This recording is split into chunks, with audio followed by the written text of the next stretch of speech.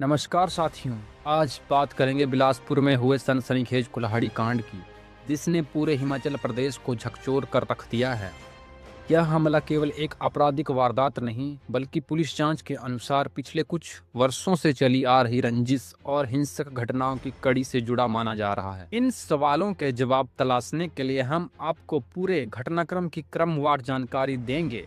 हमारा उद्देश्य किसी पर बिना सबूत आरोप लगाना नहीं, बल्कि उपलब्ध आधिकारिक जानकारी और जांच में सामने आए तथ्यों को आपके सामने रखना है।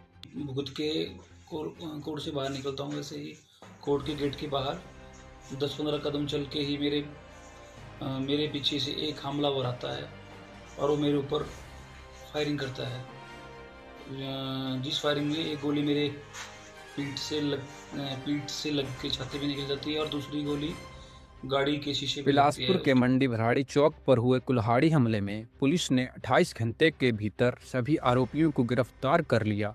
मुख्य आरोपी सौरव पटियाल उर्फ फांदी और कुलभूषण उर्फ लक्की के साथ साजिश में शामिल हुए अन्य लोगों पर भी कार्रवाई की गई है। जांच में धीरज धर्माणी, अनिल कुमार और सूर्या चंदेल को भी आपराधिक षड्यंत्र और मदद के आरोप में गिरफ्तार किया गया है। में दिन दहाड़े गोलियां चली, डीसी ऑफिस के सामने गोलियां चली, एसपी ऑफिस के सामने गोलियां चली। उसके बाद पूर्व विधायक पर अटैक हुआ। यह सिलसिला वहां तक नहीं रुका। अब यह पुणे गैंगवार शुरू हो गया। बहुत दुर्भाग्यपूर्ण है। यह बिलासपुर की जो हमारा सुख चैन है उसको छीनने वाला है। यह कॉन्ट्रैक्ट किलिंग मेरे बिलासपुर से शुरू हुई। सुपारी माफिया बिलासपुर में सक्रिय हुआ। चिट्टा माफिया बिलासपुर में इस पूरे प्रकरण को लेकर लगातार कई तरह की चर्चाएं, पुराने विवाद और आपसी रंजिश के दावे सामने आ रहे हैं। यही वजह है कि जनता यह जानना चाहती है कि आखिर अपराधियों को कौन संरक्षण दे रहा है, किसके इशारे पर माहौल बिगड़ रहा है और क्यों बार बार कानून व्यवस्था सवालों के घेरे में आ जाती है।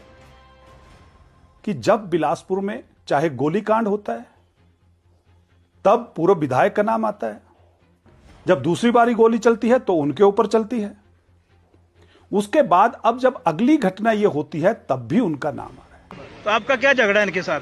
मेरा नहीं, पंपर का। आखिर सच क्या है और कौन दे रहा है अपराध को संरक्षण? बिलासपुर में हुई यह घटना सिर्फ एक हमला नहीं, बल्कि कानूनी व्यवस्था, राजनीतिक दबाव और प्रशासनिक निष्पक्षता पर खड़े हुए गंभीर सवालों का प्रतीक बन चुकी है। अब सबसे बड़ा सवाल, क्या बिलासपुर में गैंगवार और चिट्टा माफिया पर अब निर्णायक कार्रवाई होगी या सब कुछ पहले की तरह ही चलता रहेगा?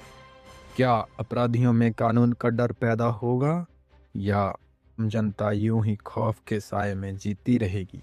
इस पूरे प्रकरण में राजनीतिक चुप्पी और दोहरे मापदंड भी कई सवाल खड़े करते हैं। यदि प्रभावशाली लोगों से जुड़े मामलों में निष्पक्ष कार्रवाई होती और अपराध तथा राजनीति के गठजोड़ पर समय रहते अंकुश लगाया जाता, तो शायद आज हालात अलग होते। बिलासपुर और पूरे हिमाचल के लोग डर नहीं, भरोसा चाहते हैं। ये ऐसी व्यवस्था चाहते हैं जहां अपराधी कितना भी ताकतवर क्यों ना हो, कानून उससे कहीं ज्यादा मजबूत हो। यह लोकतंत्र की असली परीक्षा है।